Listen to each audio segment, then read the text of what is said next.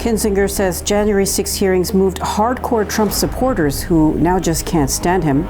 Over 100 groups call for transparent negotiations on Indo-Pacific trade deal.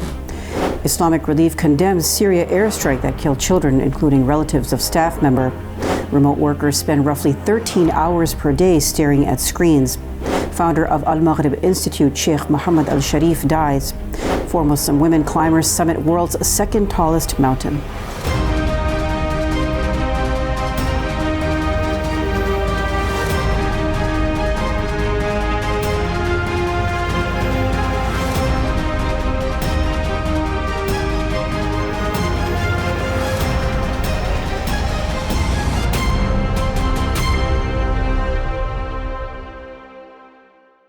From Chicago studios, this is a Muslim News on Muslim Network TV. Assalamu alaikum, I'm Samana Siddiqui.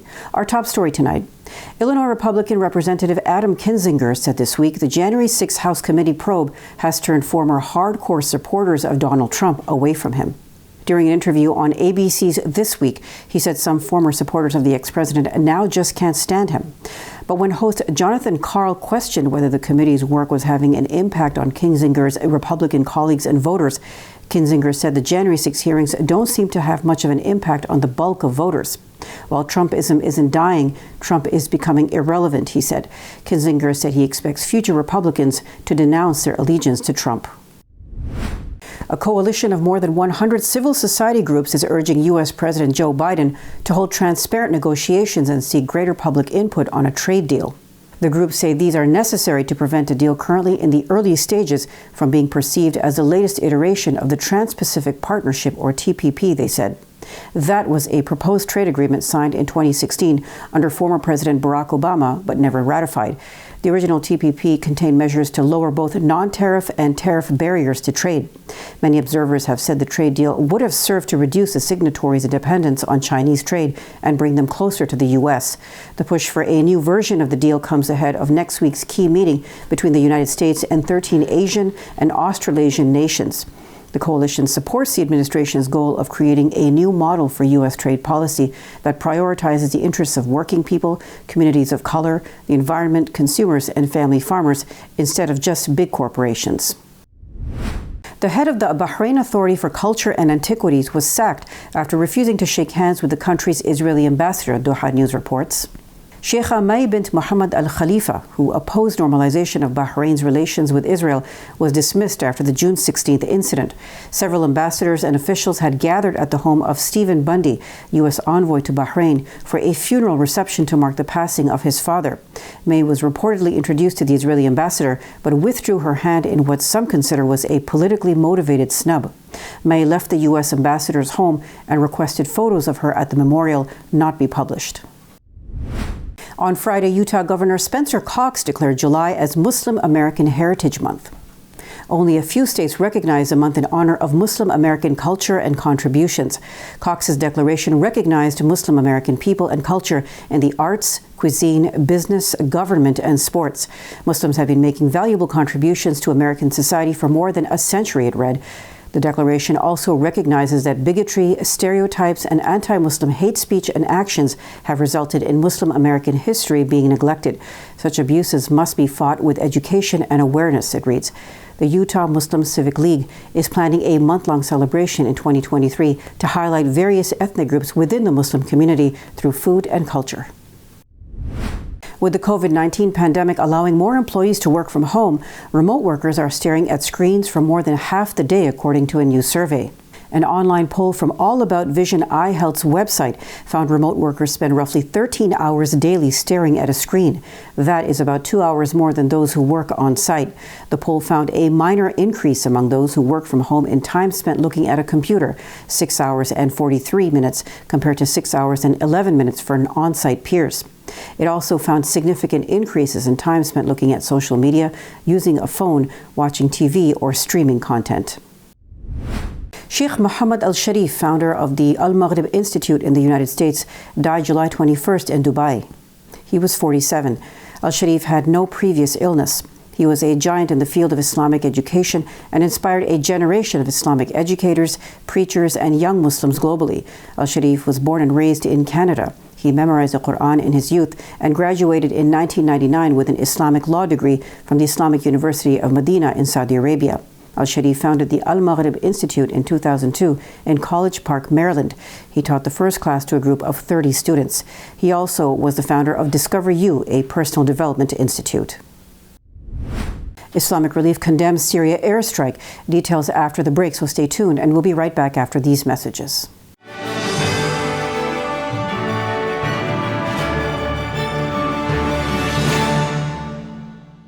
If I could be you, and you could be me for just 1 hour. If we could find a way to get inside each other's minds. Walk a mile in my shoes. Walk a mile in my shoes. Well, before you abuse, criticize and accuse. Walk a mile in my shoes. Despite the development of a COVID-19 vaccine, millions around the world will not have access. We need a vaccine that's free and available to everyone, everywhere. It's time for a people's vaccine. Assalamu alaikum! Open up your eyes. Assalamu alaikum everyone, it's your brother Zain Beaker from South Africa. One of the first educational programs ever produced for Muslim children was the ever-popular Adam's World series. The colorful and comical Muslim puppets stole the heart of a generation. Sound Vision will be releasing brand new episodes of Adam's World with the launch of a Adam's World app. Subscribers will enjoy new Adam's World episodes as they are released, as well as all the classic episodes of Adam's World. So visit adamsworldapp.com now to learn more, subscribe and enjoy new adventures of Adam and his friends. And let's keep helping tomorrow's Muslims today. Assalamu alaikum. It's Adam's World. Believe me, there's a lot to see. Bismillah. Let's explore. To stop this genocide, we need your help.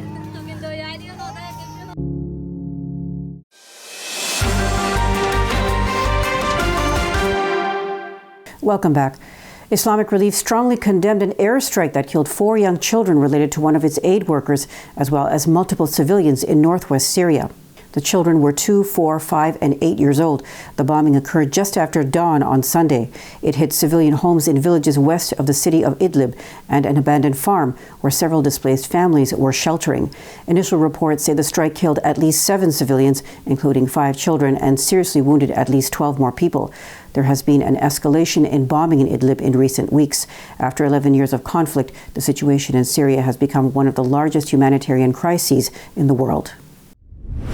On Friday, a UK parliamentary panel warned against accepting a poor deal to meet a deadline set for the completion of a landmark free trade agreement with India.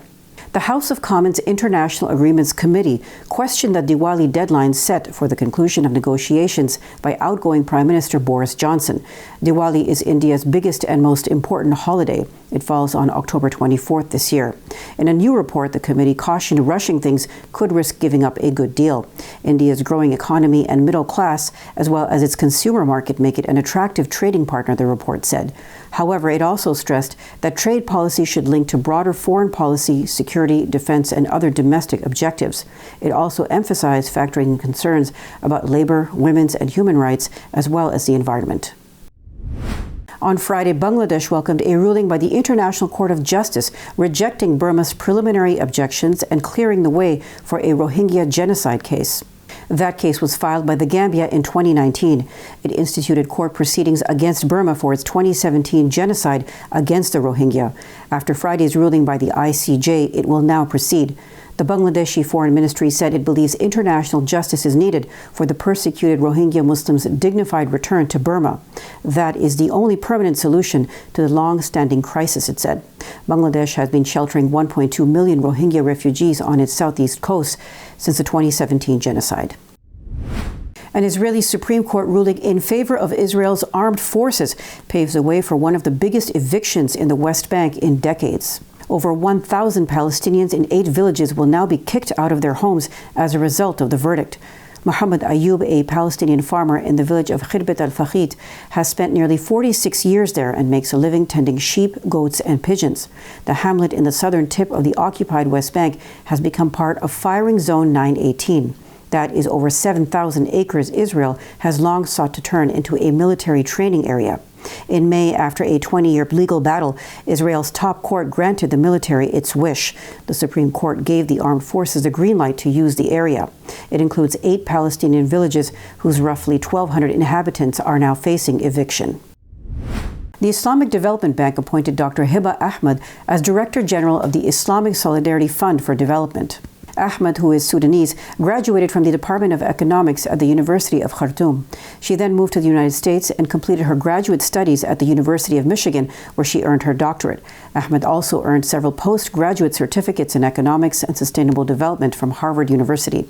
Ahmed started her career working for the Central Bank of Sudan in the capital Khartoum. She has worked for the World Bank, Saudi Aramco Oil Company, United Nations Development Program, United States Agency for International Development, and the International Food Policy Research Institute. On Friday, 4 women climbers from different countries reached the top of the world's second tallest mountain, K2. Mountaineers include Samina Beg, Nelly Attar, and Afsaneh Hessamifard, who became the first Pakistani, Arab, and Iranian women, respectively, to climb the over 28,000-foot peak. Beg was the first to reach the top of K2, followed by fellow Pakistani Naila Kiani, along with Hessamifard from Iran and Attar, who is ethnically Lebanese but was born and raised in Saudi Arabia. Beg comes from the remote village of Shimshal in the northern Gilgit-Baltistan region. In 2013, she became the only Pakistani woman to climb the world's tallest peak, Mount Everest. She also holds the record of being the first Pakistani to climb the 7 tallest summits on 7 continents. Kiani became the first Pakistani mother to summit K2. Coming up next after the break is our in-depth analysis segment, so stay tuned, and we'll be right back after these messages.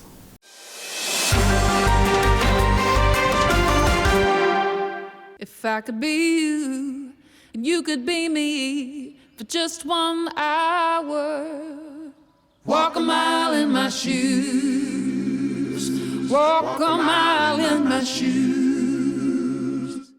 Despite the development of a COVID-19 vaccine, millions around the world will not have access. We need a vaccine that's free and available to everyone, everywhere. It's time for a people's vaccine.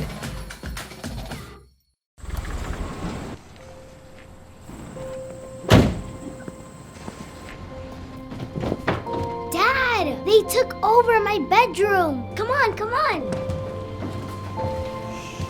Okay, Dad. 1, 2, 3.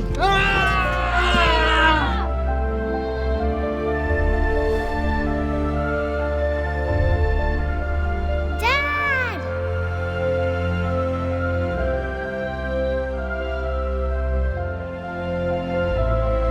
You saved me.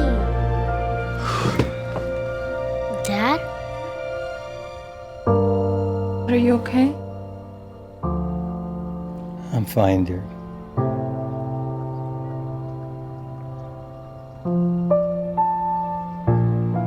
Your hero needs you now, and AARP is here to help. Find the care guides you need at aarp.org/caregiving. We are Justice for All. Headquartered in the heart of downtown Chicago, Justice for All is a global humanitarian initiative dedicated to raising awareness for human rights concerns impacting vulnerable minority groups. Our diverse team of staff and volunteers, led by Imam Malik Mujahid, work tirelessly to help Justice for All achieve their goals.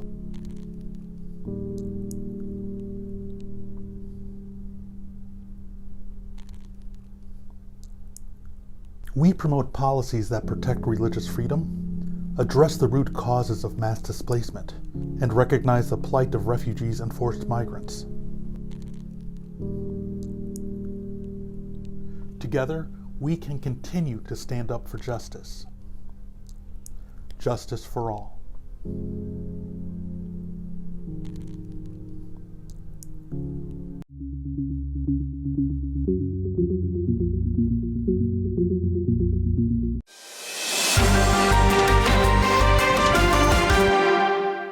Welcome back. The House Judiciary Committee has advanced an assault weapons ban for the first time in decades. To discuss this in detail, let's go to Imam Abdul Malik Mujahid. Over to you, Imam Mujahid. Thank you, Samana. Mass shooting continue to happen today in Dallas and as well as Vancouver in Canada. This seems to be a common occurrence in our society. 41 people were killed in 4 mass shootings in just past 2 months with assault weapon. To discuss that with us is Dr. Kyleanne Hunter. Welcome to Muslim Network TV. Thank you so much for having me.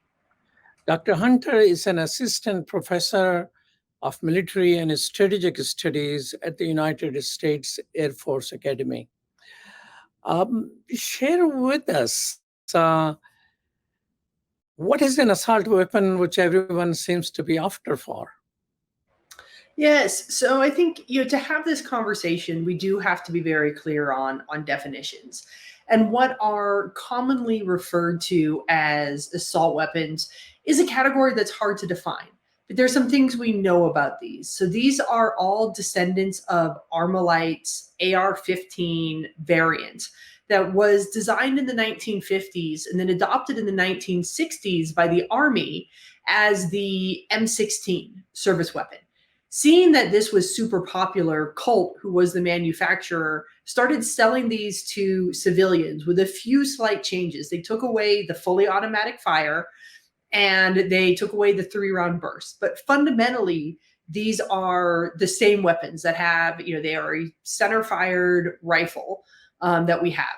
When Colt's patent ran out, we started to see a ton of different manufacturers selling this exact same thing. Remington, Bushmaster, Daniels, that created these weapons that are functionally the same to the M16, with the exception that they no longer have fully automatic or 3-round burst fire. But other than that, they are the same weapon. And everyone is selling them in America? Yeah, they are very easy to get in America. The National Shooting Sports Foundation has dubbed these America's rifle. There are about 20 million of them currently in civilian hands in America.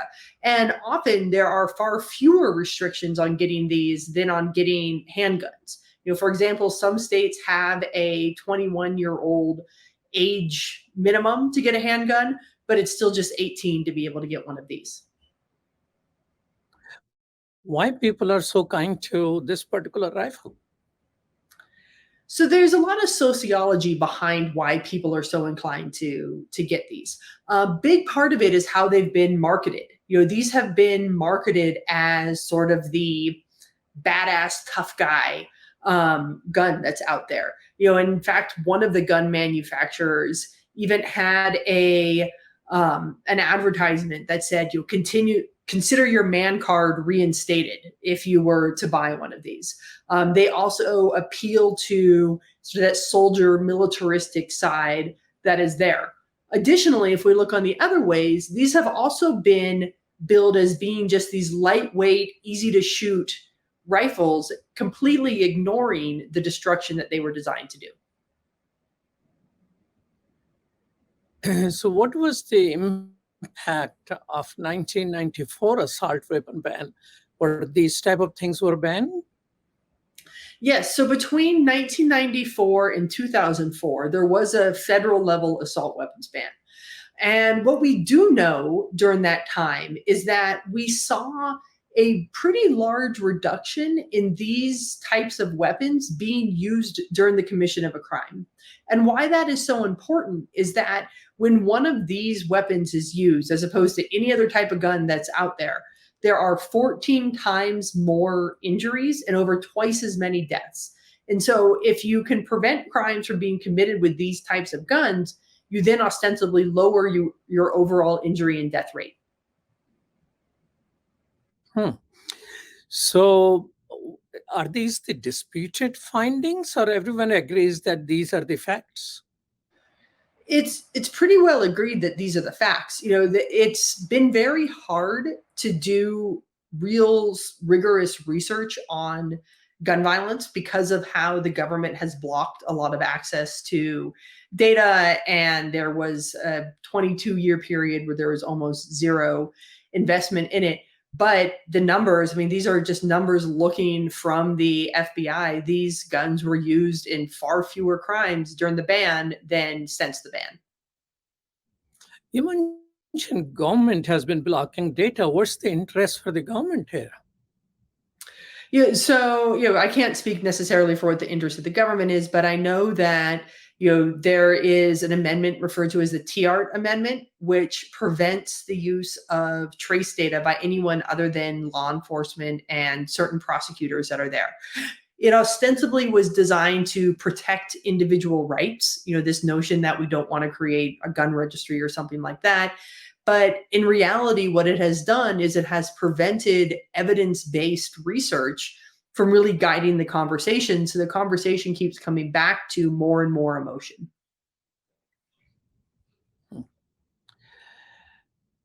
Professor Hunter, if the ban on assault weapon demonstrated that it decreases death and injuries and loss of lives in our society, why that ban was lifted?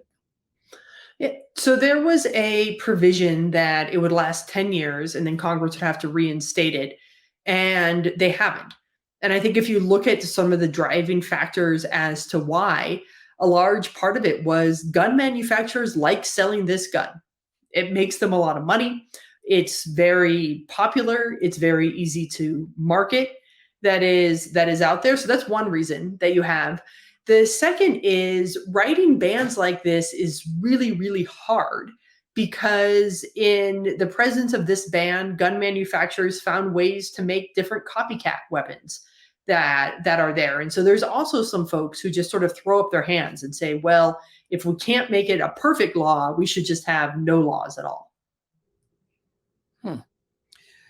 Do you think that California, which has come up with that people can file a lawsuit and all that, do you think that is going to help deter gun manufacturers?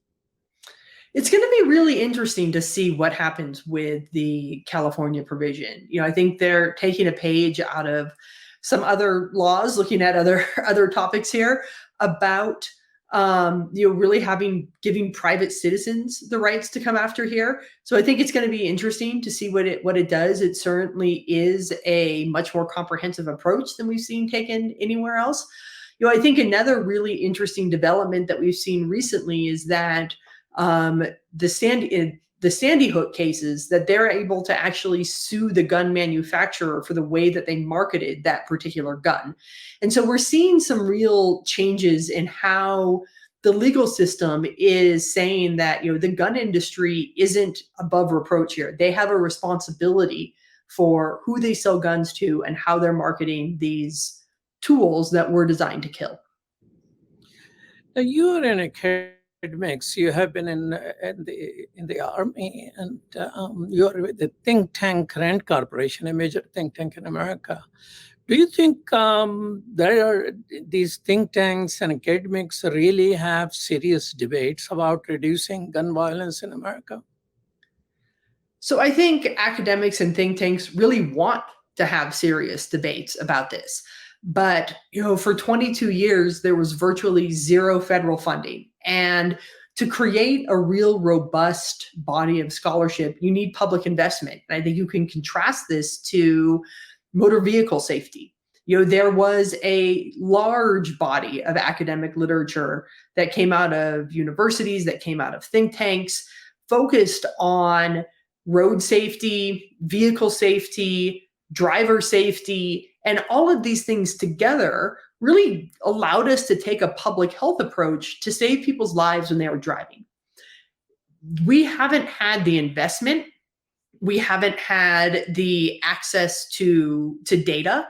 And these things combined have made it hard to really build a strong and robust research community. There are people doing incredible work in this at UC Davis, at Johns Hopkins, at Rutgers University, at University of Colorado, at The Ohio State University, who are really building these communities. But it's going to take time because it's only been a few years since there's been meaningful federal investment, but I think it's encouraging that we're seeing a desire to really want to get to the evidence-based background here. Do you think the current legislation going through the Congress will have some major impact in this area? I think it's too early to tell exactly what that impact is going to be, but I think what we know and what the data without question show us is that when these guns are present, there is more injury and death. And so reducing access to these guns, we can logically infer, is going to reduce incidences of injury and death. I think it's also important when we're having a real meaningful conversation about this issue to look at it in the totality of the public health approach. We need to look at the role of these guns and weapons. We also do need to look at having a meaningful investment in mental health.